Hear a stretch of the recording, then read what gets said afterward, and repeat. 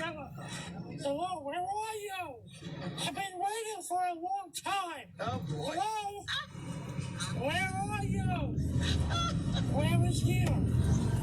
Where? I don't see you. What street are you on? East 47th and 2nd Avenue. How long does it take a car to travel across town? Okay, well, the 30-minute window sucks, okay? No, I haven't. But when you say momentarily, I wanted to be here in 5 minutes. Okay, well, make it fly over here, will you? Make it fly over here. You know, it's really hard to find... Where does he have to go? Oh. Yeah, right. It's really hard to find good free help. Yeah. You know that expression, you get what you pay for? I'm so glad. I hope they never show up for that.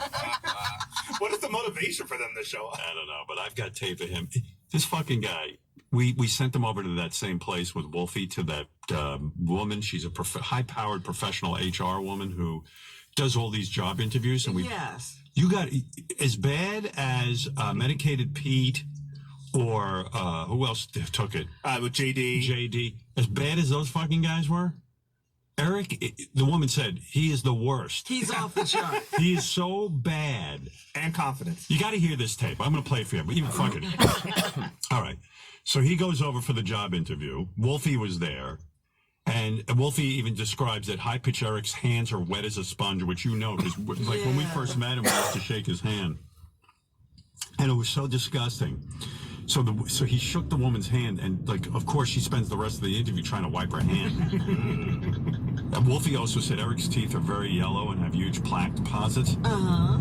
Like the barnacles underneath a boat, like that, you know. I saw it. It looks like he has food stuck in his teeth, but it's not food. It's plaque. Yeah, Has it's he like been plastic. out to sea? How did he get barnacles? How does his teeth still remain in his head is beyond me. Yeah, I think if you ever remove the plaque, they probably just fall Right. out. In fact, there's our teeth. It's just plaque. There's no teeth left.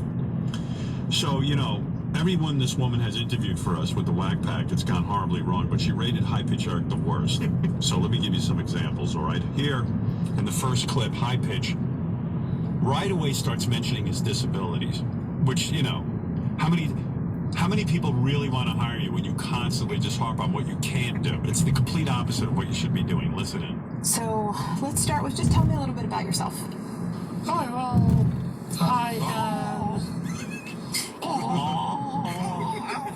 Well, first of all, I talk like a 6-year-old girl. Oh. looking for a job. I'm disabled. And I can't do too much since I'm disabled. I can do some stuff. I can do some stuff. He already sounds out of breath. You know how they say handy-capable? Yeah. No, this is handicapped. She asked what kind of career he'd like. He says sports. What kind of career do you think you would like? I want to get a career in something. I just want to get a career in something. What types of things do you enjoy? I enjoy sports. Yeah. What kind of sports do you like? What do you play? I played baseball and football when I was a lot younger, but now I can't play because I'm a little bit too old now, and now I can't play because of my disability. Yeah, what sport could you play? Yeah. Is fat a disability? Well, Yes. he is shaped like a mascot. I'm putting in for it. Yeah. He's like a hairless Philly fanatic or something. You wouldn't even need a costume. Yeah. Sports. I think law school would be more feasible than the answer sports. So then High-Pitch was asked about the gaps in his work history. Oh, boy. And then she goes, well, what are you doing in the gaps? And he basically says nothing, you know. It's the worst answer. These are just the worst. This is exactly what you don't do in a job interview. Are there any significant gaps in your work history? There are some gaps in my work history. Maybe like 3 or 4 gaps in my work history. And roughly what was the duration of those gaps? 2 or 3 years in the gaps. Okay. Yeah. And what did you typically do at that time? I really did nothing at that time.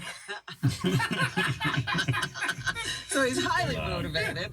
Why don't you go right down honest? Well, High Pitch then reveals if it should have been over already, Andrea, but she was being kind.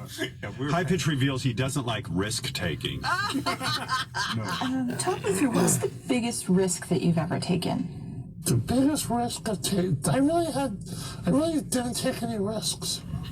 None? No. Are you don't like to take risk, or you've never had any risky options presented to you? What's the reason behind that? I don't like to take risks. Have you heard of risk and reward? The higher the risk, the higher the reward. I've heard of that, but I just don't believe in taking risks. Okay. You play